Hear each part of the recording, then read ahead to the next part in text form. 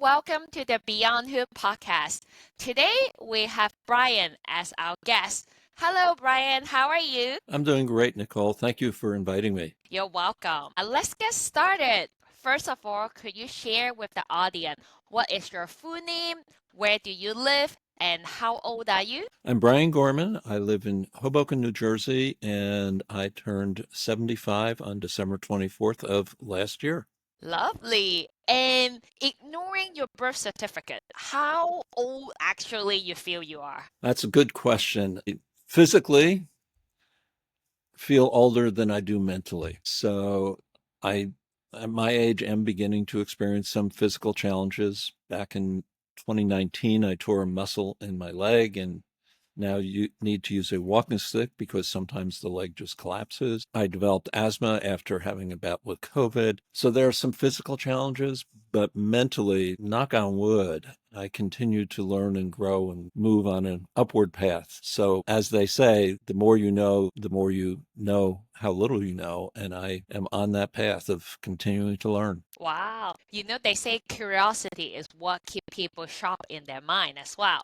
I'm very excited to go through the episode with you. Let's get it started. Brian, could you share with us where were you born and where did you grow up and what was your childhood like? Is there a particular story that defined you as a child? I grew up in Bergen County, New Jersey. Most of my childhood was in Maywood, New Jersey, which is not now, but was at the time an all-white suburb of New York City. Next door to Maywood is Hackensack, which is where my father had a pharmacy. My grandparents lived, where I went to church and Boy Scouts and so forth. And that was a much more economically and racially diverse community. My childhood was pretty lonely, I would say. My birth mother actually died when I was a year old. My father remarried fairly quickly. But as I mentioned, my father was a pharmacist, and it was at the time of chain pharmacies beginning to take root. So my father worked literally 7 days a week. My mother worked in the pharmacy until she got a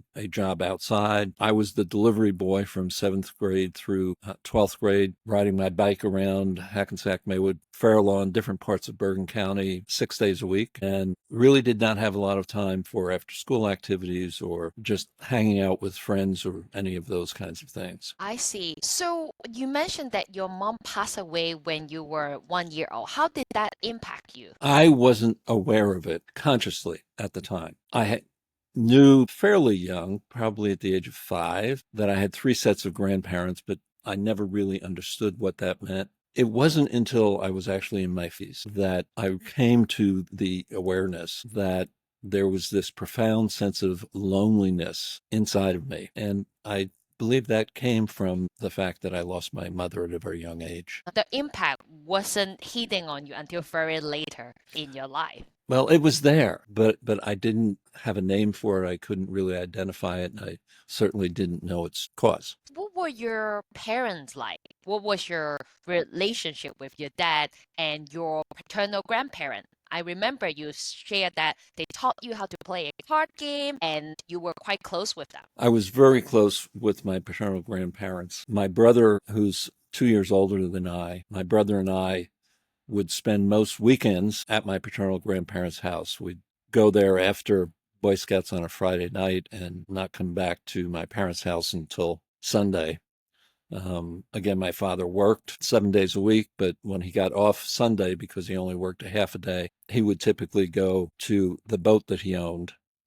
And so a lot of time with my paternal grandparents. And they did teach me how to play cards, different card games, hearts and pinochle in particular. But why I told you that story and why I tell so many people that story is my grandfather used to give me life lessons. And I don't know whether he knew he was doing that, but those lessons still stick with me. And one came out of teaching me how to play cards. I would complain.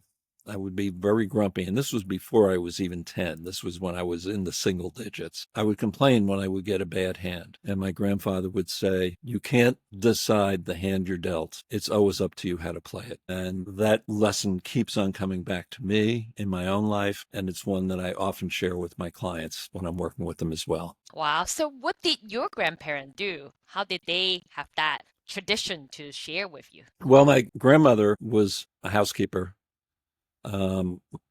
The pharmacy that my father worked in was Gorman Drug, and it was started by my grandfather. So until my grandfather and grandmother retired, they did work in the pharmacy as well. You used to work in your family business. I wonder, did you ever discover anything surprising about your family past? I did. My birth mother's name was her last name was Smith, as in Joseph Smith, one of the founders of the Church of the Latter-day Saints, Mormons. And are you Mormon or are you religious? I am spiritual. I am not religious. I never was Mormon. I honestly don't know what religion my birth mother grew up in. Well, in a nutshell, you described that your childhood was a bit lonely based on how you grew up.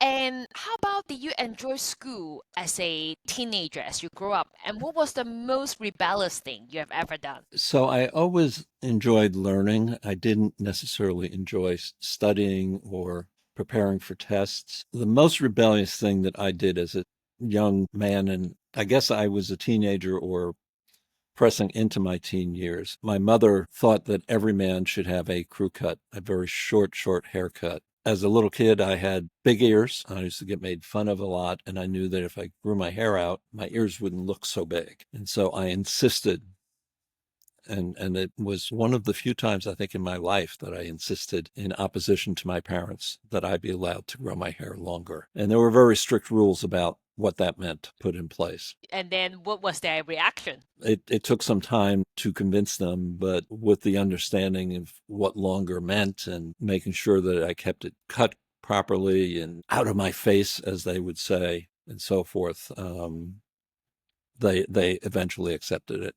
Circle back, you did delivery for the family pharmacy. What was that experience like and what did you learn from it? It was tough. I mean, I was riding a bicycle, rain or shine or snow, whether it was 20 degrees or 80 degrees, and parts of where I was delivering were very hilly. So I ended up with very good leg muscles. But again, it was a lot of time alone with myself. It meant that I wasn't able to participate in after school activities that I wanted to. It meant that I wasn't able to hang out. I had a few neighbors who were friends, and we rarely got a chance to hang out unless there was a day that there were no deliveries. And do you think that that impact you for your teenage year a lot? And how would you describe your teenage year to me? It definitely impacted my teenage years. The good news is that I did join a Boy Scout troop, and so that was a chance for socialization, a chance for spending time with other people. What's important to say about that is one of the gifts that my father gave me was understanding the importance of hard work, was the gift of self-discipline, because I had to fit what I had to do, my schoolwork, any socialization, my Boy Scouts, around my commitment to being the delivery boy.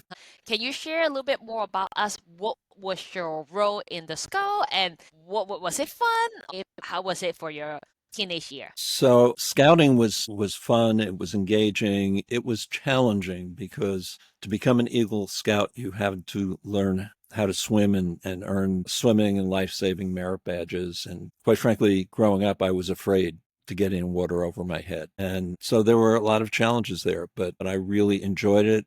By the time I went off to college, I was a senior patrol leader. I was an Eagle Scout. I had the God and Country Award, and I was really learning a lot through the whole scouting growth program, if you will, with different merit badges around architecture and nature. And is it true that all your male cousins have been in the Scout? My father and his brothers were Eagle Scouts. All of their male children were Eagle Scouts, and all of their male children have been Eagle Scouts. It's quite interesting to see that your male side of the family are part of the Scout as you grow up. And it may be because scouting has changed that now there are female members of my family who are on the same path. So was it back then there was no female Scout? There were Girl Scouts and Boy Scouts as two separate organizations. They still are, but the Boy Scouts have opened up to female members. What was the most important historical event that you remember as a teenager? And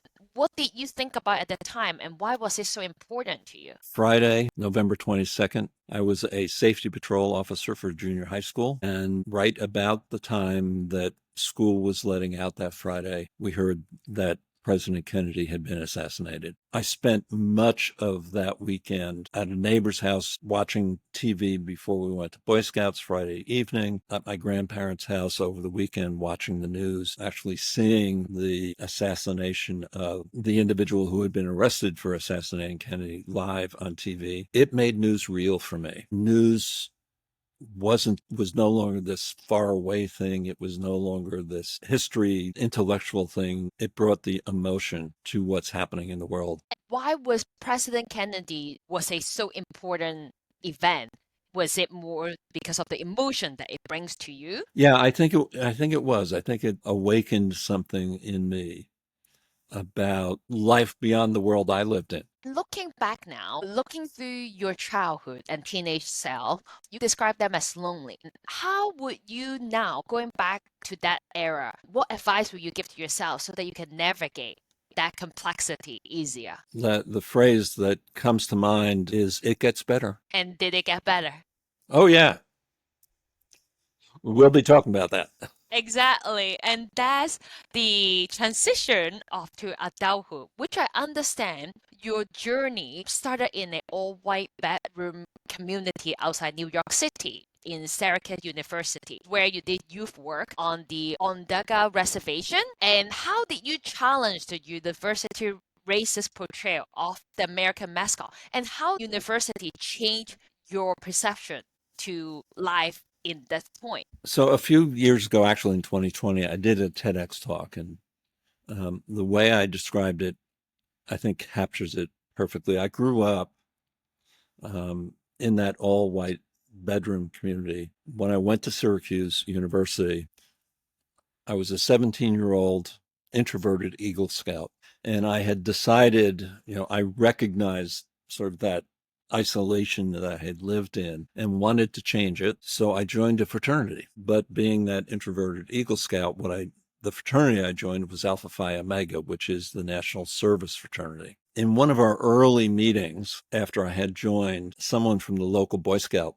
Council came, and they were looking for volunteers to help establish a Boy Scout troop on the Onondaga Reservation outside of Syracuse. I volunteered, and it was one of those actions that shifted the trajectory of my life. I soon realized that what the youth on the Onondaga Reservation needed wasn't the Boy Scouts, and it was a safe place to gather with friends indoors, especially when the winter hit. I also learned a great deal about Native American cultures, and particularly the Iroquois Confederacy. And I learned that the university portrayal, the university mascot at the time was the Saltine Warrior, was a Native American figure. That Native American figure was portrayed by Caucasian fraternity brothers dressed up as Hollywood Indians, running around as if they were drunk, which is both a racist and xenophobic portrayal of Native Americans, as you said.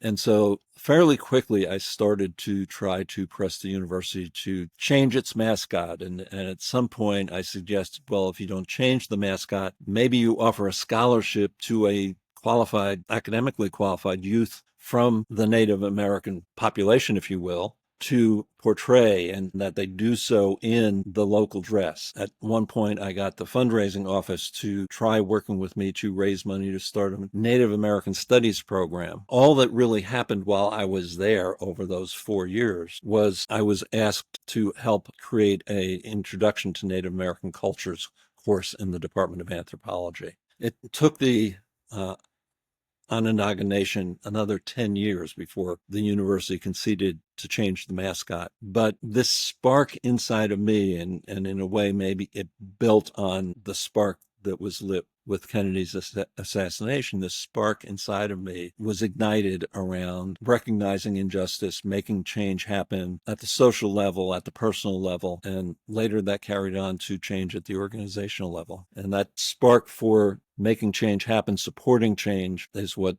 still keeps me going today. I can even hear the voice of your tone as you speak about how important this event in your life that has changed you. As you say, it makes a big impact on you. As you mentioned, it took 14 years. By the time it actually changed, you have already left the university. Can you share with us what was your path in your adult life? What did you do after your university? And how did you get to being a change management consultant and leadership coach? I had gone to Syracuse majoring in architecture. I had discovered graph paper in fourth grade and had decided I wanted to be an architect, and actually got admitted to Syracuse University School of Architecture. My experience on the Onondaga Reservation led me to change my major to cultural anthropology, with trying to bring Native American studies into every course that I could. When I graduated in 1971, I went back to Syracuse for a master's degree that fall. And shortly after, I received a draft notice. This was in the heart of the Vietnam War. I was not enthusiastic about going to war, quite candidly. Wanted to do what I could to protect my studies. So I went through what is called a delayed enlistment program so that I could avoid the draft, if you will, by enlisting in a 4-year branch of the service. And I enlisted in the Air Force. Our semesters at that time ran into January. So I completed that fall semester, and then January 31st of 1972 went into the Air Force. I ended up spending 4 years as an Air Force drill sergeant, a basic training instructor. And I didn't see it this way at the time, but my job really was to take, with a fellow instructor, take 48 disparate individuals and turn them into a well-functioning organization, a well-functioning team every 6 weeks. And that is organizational change management under a different label. When I got out of the service, I went back to Syracuse. I was hired by the Office of Residential Life to be a residence hall director for 1 year. During that year, create a program so that that residence hall could become a living learning center the next year. After that, I went to work for the development office, raising money for the Carrier Dome. Our job was to put ourselves out of business by paying for the dome before it opened. Went out to University of Minnesota, where I was director of annual giving, to turn that program around because it was no longer increasing giving every year. Went up into the vice president for finance office at the University of Minnesota to become really an internal management consultant. Had some great experiences there working for a gentleman named David Lilly. David was one of the founders, retired as CEO of Toro, and learned a lot from my time with David. Came out to New York as a management consultant for KPMG, working in their higher ed consulting division. In 1988, I was sitting at my desk on a Friday afternoon, another one of those life-changing events. They had formed a partnership. KPMG had formed a partnership with a change management consulting firm named ODR out of Atlanta, Georgia. We had 2 partners in our practice, one of whom had gone through the ODR introductory training, was extremely excited. Alcest Pappas was the person who really recruited me from Minnesota. The other partner, whose name was Sky Lesher, came out of IT. And that Friday afternoon, Sky came up to me. He said, "I'm supposed to go to the silly training down in Atlanta. I have real work to do. You don't have any billable work the first half of next week. You're getting on an airplane for Atlanta on Sunday." And so I went down to Atlanta. I trained with Daryl Connor, who is recognized as one of the founders of the profession of change management, and realized that what I had been doing really since my wrestle with Syracuse University, certainly what I had been doing in the Air Force and on through up until this point, was organizational change management. I just didn't know the science. I didn't know the name. I didn't know that there was a profession. In fact, the profession didn't exist when I was doing it early on. In 1980, I went to work for an organization called the AIDS Resource Center. Again, this was in the early days of AIDS, only about 9 years into the epidemic. The AIDS Resource Center provided permanent housing and support services to homeless people with AIDS. I was very active at that time because 1981 was when AIDS also appeared, first recognized as gay-related immune deficiency, later identified as AIDS. I became very active with a nonprofit on a volunteer basis, helping communicate news about this disease to the gay community in Minneapolis. The most profound part of that experience was listening to people who said, AIDS is the best thing that has happened to me. Somebody cares about me for the first time in my life. And again, that really raised my social awareness. What that experience really triggered in me was a deeper sense of social commitment, because when I was working at KPMG, even though discrimination based on sexual orientation was illegal in New York City, it was made very clear to me that I needed to be in the closet at work, or I would certainly not have a successful career. When you talk to people who have AIDS and they told you this is the best thing that ever happened to them because it's the first time someone cared about that. And was this trigger in you that you decided to come out, or that was a different scenario? I had come out years before. What was it like in the East to come out? How did you come out? It was scary. I think it still is scary for many, many. Growing up, I knew that I was different. I didn't have a name for it. I couldn't describe it. I had met a woman when I was a sophomore in Syracuse. We got married in 1972, right after she graduated from college. But eventually I recognized the fact that I am a gay man. And so I got divorced in 1981 and came out. Even as the social attitude has changed in some parts of the country, at the personal level, it's still very often a scary experience. I came out slowly. One of my first experiences, I went to a gay bar in St. Paul. I lived in Minneapolis. I worked in Minneapolis, wanted to make sure that I put some distance between those who might know me and my being in a gay bar. And it was my first time ever in a gay bar. And this particular bar had a raised seating area and then a dance floor and a place for people to stand along the side of the dance floor. And I was standing there, and all of a sudden I heard somebody call my name from behind me. And it was somebody that I knew from work, who had a significant position at that time at the university. And the message to me was, it's okay. He and I actually spent the entire evening and the entire night until the sun rose, sitting and talking and having coffee, and him sharing his coming out story and me sharing the very little bit of coming out story that I had at the time.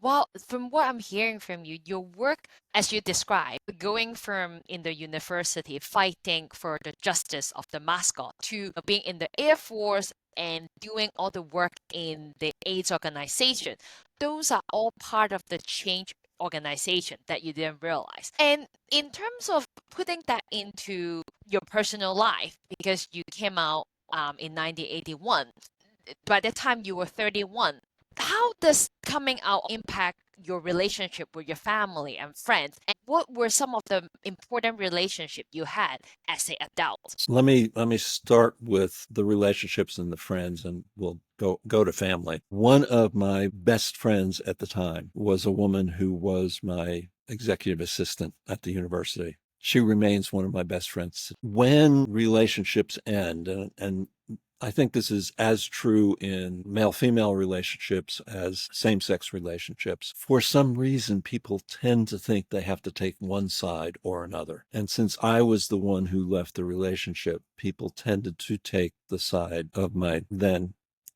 ex-wife. And I formed a whole new network of friends as well. This was not welcome news to my family, and I knew it was not welcome news to my family. And so it was not something that I shared openly right away. It was something that they came to understand when my sister came to visit me, and I was with this other guy. And at the time, we lived in the same apartment building in different apartments. And then when she came back to visit the next year, and he and I had moved into the same apartment together. Then when I moved to New York, I moved with another guy, and he would come with me to my parents' house for holidays, but it was something that was never discussed until much, much later. this journey of coming out, was it lonely or you felt like the support was there? It was lonely at the start because I didn't know that I knew any other gay men. The support was there in the gay community. And I think that's an important piece of the message. And even for those who are in parts of the country or parts of the world where there is no visible gay community, the good news now is you can find others online. You can find that community online. It was very touching for me to hear how did it impact you, because your life definitely wasn't very linear. You're going from more introvert, shy and lonely growing up to you have that confidence to change and to become what you have achieved so far. Now we discuss your adulthood. I also want talking about your family, that you adopted your son Brandon when you were 61 and he was 18 and homeless. Could you share with us how did it happen and what was the story? In 2009, right around Memorial Day, I got an email. Remember 2009, again, this was when the internet wasn't much of a thing. We didn't have Zoom. We didn't have Teams. I got an email, and basically it said, I'm a high school sophomore in Massachusetts studying photography. Our assignment is to write the biography and photograph in the style of our favorite photographer. I Googled gay photographers, and you're my favorite. May I interview you? I am a semi-pro photographer. I have one of my photographs in the permanent collection of the Museum of Fine Art in Houston. My ego said yes. I got on the phone with this young man, and it was clear he had done his preparation. His questions were well thought through. He asked me one question, another one of those pivotal moments, if you will, in life. He said, how did you come to your photography? And I explained to him my first partner had been an artist. He paid his bills working in a photo lab. And after trying to teach me how to draw for 5 years and not succeeding, he suggested I buy a camera. And I bought a good camera. I started photographing and for years and years. And then I studied at the International Center of Photography. And I turned the question back to him. And he said, it's a way to see a world outside the abuse I experience at home every day and the assaults I suffer at school on a regular basis. Well, ego had said yes to the interview. There was no ego in my response. I could not just say,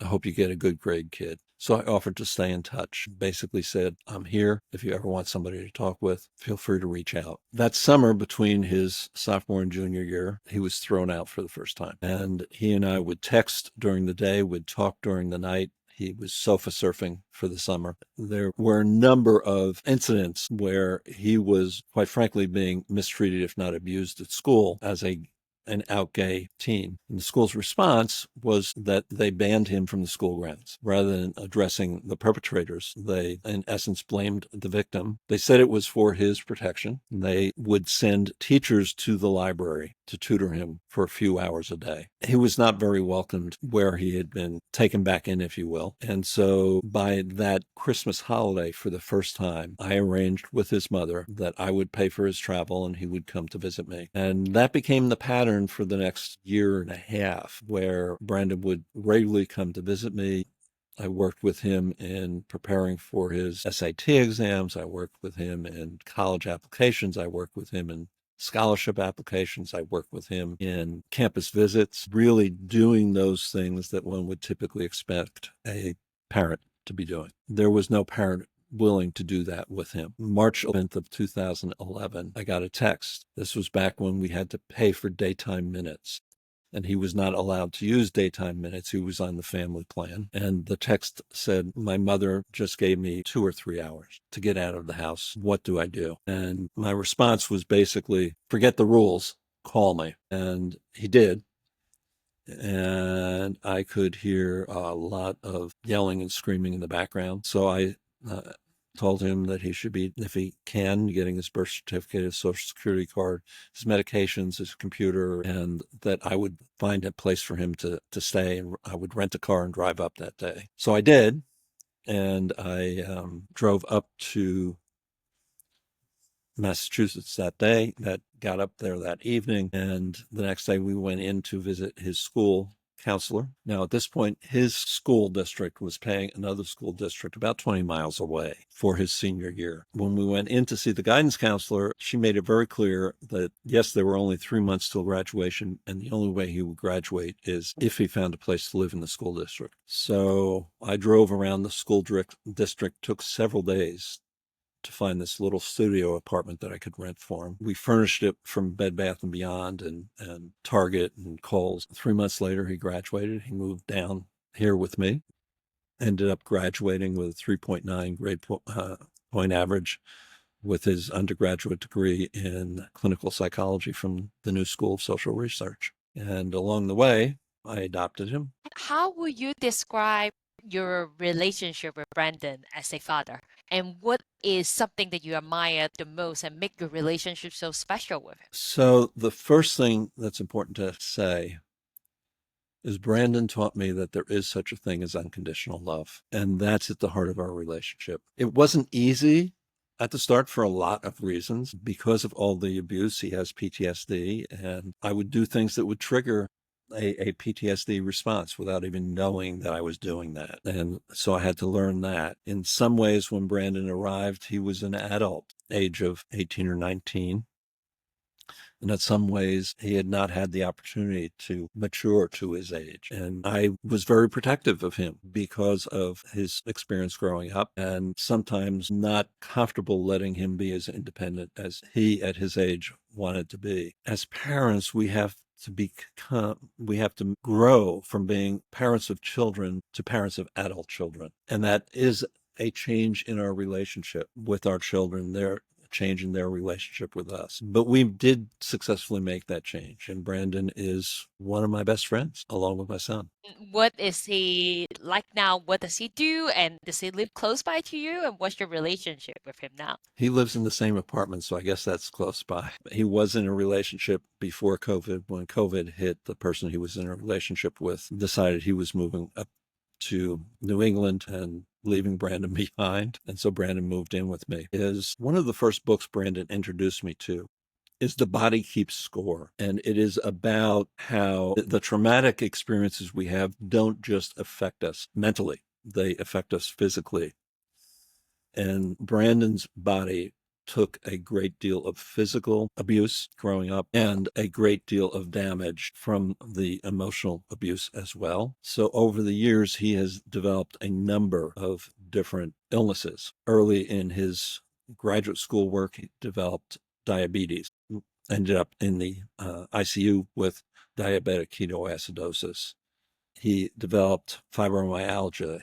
He diabetic polyneuropathy, got COVID in November of 2020, and still suffers the effects of long COVID today. It affected his ability to access his memory, made it much more difficult for him to remember things to study. The PTSD affects the executive function as well. He has developed myasthenia gravis. He started fainting back in May of 2024. They still have not gotten to the root of that fainting, but in November of 2024, he fainted while in the bathroom, landed on the bathroom floor, ended up with a concussion and injury to his neck that is still affecting him today. Right now, his short-term memory does not exist. He can ask me 3 times in a half hour whether I've eaten lunch, for example. So he is struggling to complete his master's in social work degree. He wants to work with others who have experienced trauma in ways such as he has. But again, his ability to read and comprehend academic research is very limited at this point, if not existent. And so we're working through with some specialists to see if we can get him back on track. As a father, how does it make you feel that you were talking about unconditional love? It hurts. It hurts to see anyone that you truly love. And I think if love is conditional, it's not true love. It hurts to see someone that you truly love suffer. Oh, this is a very emotional story to listen and to discuss as well. At this point, what do you think would be your greatest purpose now? It's twofold. 16, I trained as a coach. I have been coaching since then. I'm going to the macro at this point because coming out of COVID, seeing the sort of driving forces behind the great resignation told me that we are in the early stages of the equivalent of the Industrial Revolution. Over the last few years, and even over the last few months and the last few weeks, I'm seeing more and more evidence, and I'm hearing more and more voices say the same thing. And so my greater purpose is sounding that voice, helping people find their way through what this means in terms of totally rethinking leadership, totally rethinking how organizations are structured and operate. Many years ago, I read several books by Stephen Covey. Now we're coming to the micro, which in many ways at the individual level is macro. And Covey talked about, while we might be doing things for the masses, it's what we do at the individual level that's really important. And so my second, but not secondary, purpose is to ensure that Brandon is able to achieve everything that is possible for him as safe and secure beyond my time here on Earth. Looking through your journey, and you have done many different things. You're a coach, writer, father, host, and guest on podcasts. Do you believe in retirement? No, that's the short answer. For a lot of reasons, quite honestly, I cannot financially afford to retire now. Much of Brandon's treatment is not covered by insurance, but I love what I do. The way I often say it is that my work with my clients makes my heart sing. Hosting a podcast means I need to continue to be in touch with what's going on in the world. I need to continue learning and growing. I have several PR agencies now that reach out to me with authors, and I didn't realize that this was an unusual request at the time when I started this, but I guess many podcast hosts just read the PR sheet and host a podcast from there. I insist on reading the book. And so I just yesterday finished a 280-page book for a podcast I'm recording tomorrow. I'm continuing to learn. I'm continuing to grow. Going back to one of your initial questions, my body may be physically aging, but it's a catalyst for keeping my mind young. And I think I would get bored if I stopped. Curiosity and sincere is what I would describe you, because from listening to your conversations from your childhood all the way till now, the involvement is big. I think curiosity and continues to learn has been a big factor to become who you are now. And now we're coming to the last part of the podcast, is what I call beyond elderhood. Looking back, what has been your biggest challenge and what has been your biggest proudest moment in your life? Could you share with us? Moving through a career path as I have, my biggest challenge has been financial stability. In October of 24, I had a client who was probably 97% of my income, closed their doors, leaving me with 2 months of unpaid invoices. When people ask me if this is the first time that has happened to me, it's actually the 5th time that has happened to me. I've been laid off, I've been fired, I've had clients retire, go out of business with little or no notice. So rebounding from that and maintaining or rebuilding a secure financial base has really been the biggest challenge throughout much of my adult life. My biggest accomplishment is taking in the gift that Brandon is. A lot of the time, we talk a lot about different perspective of your life. The relationship that impact you are most often what they're most proud of. Do you have any regret in life? Nicole, I've thought of that question often. I've heard people voice their own regrets often, and I really don't know that I have regrets, because might I have come out earlier? Yes. Might I have done X or Y differently? Yes. But I feel like I did what I did when I did it because it was right for me then. What do you think of death? Are you afraid, and do you believe in an afterlife? I'm not afraid. I don't know if I believe in an afterlife. I believe that if I live the best life I can now, then if there is an afterlife, that will be recognized. And if there's not an afterlife, then I have done the best that I can do.